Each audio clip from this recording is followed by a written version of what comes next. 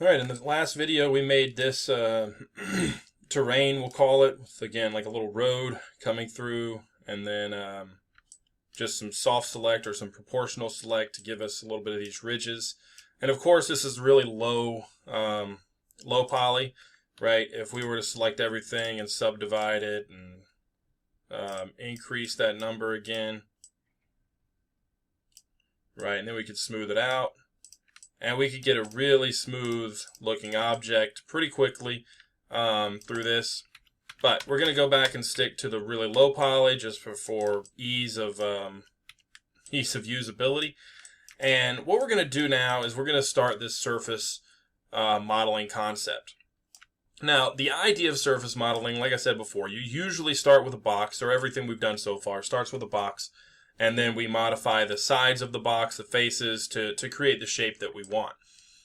In surface modeling, it's a little bit different. We're going to start with a plane. And really it's just like we started with the plane before, right? The only difference is with this plane, instead of instead of coming in and then adding subdivisions, we're going to make the plane its normal size, hopefully about the size of one of these faces. And then we'll go into edit mode and edge mode. We'll select the edge, and then we're going to use the extrude. And with the extrude feature, that gives us a new edge to work with.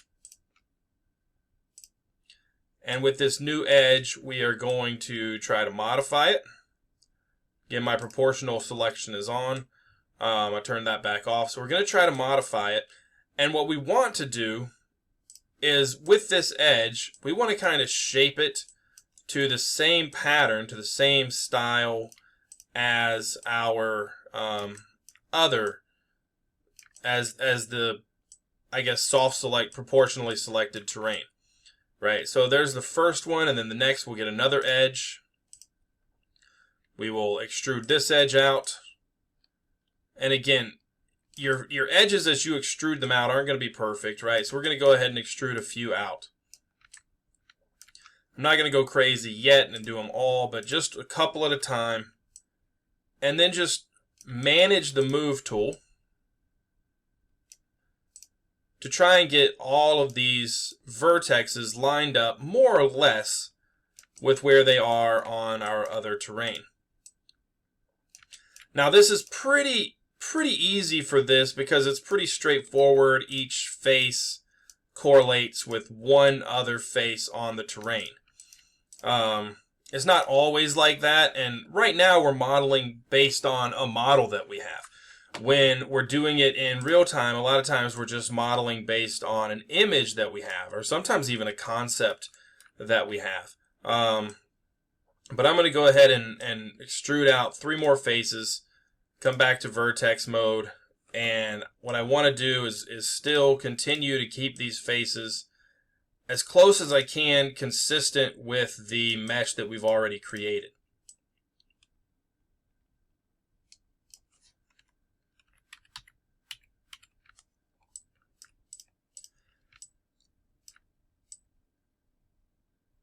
And it's probably never going to be exactly right. You know, you're never going to get it perfect one-to-one, but the goal that you want is to get it close. You know, and it's okay if it's not perfect. It's just like I said, it's probably never going to be, but you can get it as close as you can. Now, once you get one line done, the next line is a little bit easier because you're just going to grab all of these edges, and you can do a double mouse click to select the edge loop, or you can select them all individually. The important thing to this is you don't want to extrude them out individually, right? If you extrude just this one out and you get it kind of where you want it to go, you know, which is going to look whatever it's going to look like, I guess. We'll try to get it where we want it to go real quick. And then you come back and you try that on this next one, right? You can do that, and it's fine, but it's just going to be a lot of work in the end because now you have these 2 faces, and you're going to have to come in and merge these 2 verts. Excuse me. And you can do that, right? And that's fine. And people can argue about whether that's the right way to do it or not. For me, the best idea is, because I know what I want is just more detail, right? So to get more detail, I'm just going to select all of these, and then I'm just going to extrude that whole edge out. And that's going to give me a lot more faces to work with. I'm going to try to get them aligned as close as I can to where they're supposed to go, and then quickly go into vertex mode and try to make sure that my vertexes are where they need to be. Now, sometimes you're not going to be able to see a vertex. Like, I know there's a vertex here, but I don't know exactly where it is. You can always turn on wireframe, and this will let you see the vertexes that are kind of hidden below everything. And this can get kind of confusing, certainly at the start. But eventually you get pretty familiar with the idea of isolating which vertex goes where, and then you have a little bit more control over your shape. You can always turn shaded mode back on. And again, it's not going to be perfect, right? It's not going to be a one-to-one exact duplicate, because you are kind of creating it through this surface modeling technique. But when we have an image plane, right, an example of an object that we want to make, then using this surface modeling technique to kind of follow along with that image that we have is a pretty consistent strategy, certainly to get at least a base mesh. Right, you might go into sculpting mode to get some of the other details, but to get the base mesh, this is a pretty good start. So again, I've got that done. I'm going to go ahead and select the edges again, and I'm going to extrude them again. Ooh. There we go. And it's close. Now, you could come through and just extrude all of your edges, right? And then go back into vertex mode and just start moving the vertexes one at a time. This is fine if that's the way you want to do it. Some people like to get one row in place before they go to the next row, and that's fine, but I don't actually care how you do it, as long as your final shape matches your initial shape. And again, in the previous video, I told you I didn't care what your initial shape looked like. I don't. All I care is that your final shape matches it. And again, it's not going to be one-to-one. I'm not pretending that you're going to recreate the exact same shape, right? But what I want is for you to get it as close as you can within reason, right? Don't spend 6 hours getting it there. But kind of as close as you can, just moving the vertexes around and getting them to the shape that they're supposed to get to.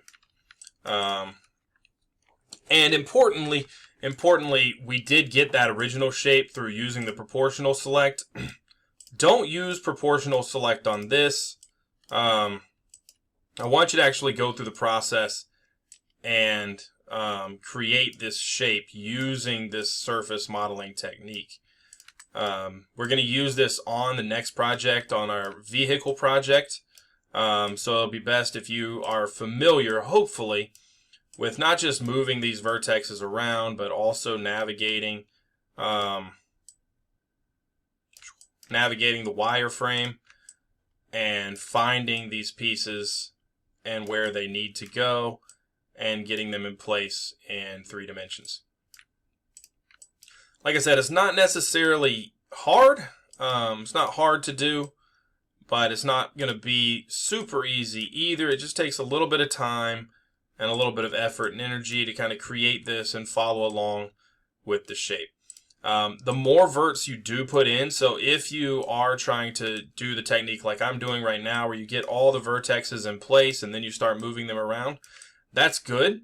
But sometimes it's harder because those shapes get kind of lost as you move around. If you're just doing one at a time, then you have a little bit more control over the visibility and you can really see what everything's doing. I think we are close to here, and we kind of got the shape we're going for. So I would need to come in and modify all of these other vertexes to get them exactly where I wanted them to go. I'm not going to suffer you watching me do that, but the idea is that your final model should look exactly like, or again, as close to your original model as it can. So I'm going to pause this, I'm going to go through it, I'm going to fix mine really quickly, and then kind of show you what the end result should be. Alright, so I've gone through, I've interacted with every single vertex. And it's not perfect, right? It doesn't look exactly like it's supposed to. It's not a one-to-one, but it's really close. I'm going to come in and maybe fix this one a little bit. But, you know, the idea is there. I think it's about a unit above my other one, which I think is probably okay. And now that way I just have a better feeling of what everything looks like. I can select it and just kind of move it out of the way. And now if I go back to object mode, you'll see I have these two. And they aren't, like I said, they aren't one-to-one, but they are really close. And this is what I'm looking for, is we just submit two objects that are directly on top of one another. One of them on the honor system, I guess, is done with the proportional, oh, there it is, proportional editing. And the other one is done with the surface modeling technique, starting with a plane and extruding. And really, that's going to be the assignment for this week, just to go through and create those two planes and then submit them. I'm going to make them due on Sunday night, just because I think this is an easier project. I know you had a little bit of extra time for the midterm, but you should be able to knock this one out by Sunday anyway. If you have any questions, feel free to email me or call me and we can talk about it. And that is all we're going to do today. And we will subdivide and smooth. Get a really cool shape out of it. All right, we'll see you all in the next week.